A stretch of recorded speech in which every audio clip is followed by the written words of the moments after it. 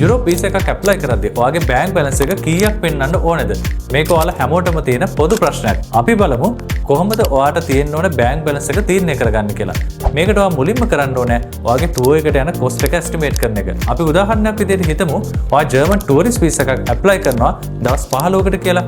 මේකේ මුලින්ම අපි ටුවර් කොස්ට් එක එස්ටිමේට් කරලා බලමු. වීසා ෆී එක සාමාන්‍යයෙන් යුරෝ 90ක් වගේ වෙනවා. මේක ලංකාව මුදලින් ගත්තොත් අපි රුපියල් 35000ක් වගේ දාමු. ඒ වගේම VFS සර්විස් charge එක සාමාන්‍ය රුපියල් 8000ක් වගේ මුදලක් යනවා. අපි travel insurance එකට රුපියල් 15000ක් වගේ දාමු. ඒ වගේම air ticket cost එක රුපියල් 250000ක් වගේ දාමු.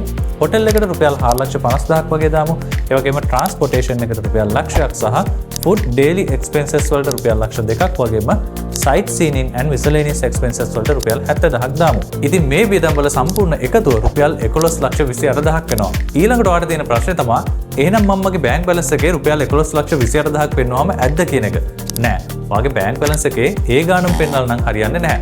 අපි රෙකමන්ඩ් කරන්නේ අපේ එක්ස්පීරියන්ස් එකත් එක්ක ඔයාගේ ටුවර් කොස්ට් එක තියෙනවනේ. මෙන්න මේ ටුවර් කොස්ට් එකට යන මුදල වගේ දෙගුණයක් වගේ ප්‍රමාණයක් ඔයාගේ බැංක් බැලන්ස් එකේ පෙන්වනවා නම් හොඳයි කියන එක. උදාහරණයක් විදිහට රුපියල් ලක්ෂ 12ක් වගේ කොස්ට් එකක් යන ටුවර් එකකට නම් වඩාත්ම සුදුසු වෙන්නේ රුපියල් ලක්ෂ 20ත් 25ත් අතර බැංක් බැලන්ස් එකක් පෙන්වන එක. හැබැයි අපි මතක තියාගන්න ඕන කාරණේ තමයි ඔයාගේ බැංක් බැලන්ස් එක මේ ගාන තිබ්බ පමණින්ම වීසා අප්‍රූව් වෙන්නේ නැහැ කියන එක. ඉතින් යුරෝප් වීසා ගැන වැඩිදුර තොරතුරු දැනගන්න අපේ channel එක subscribe කරන්න.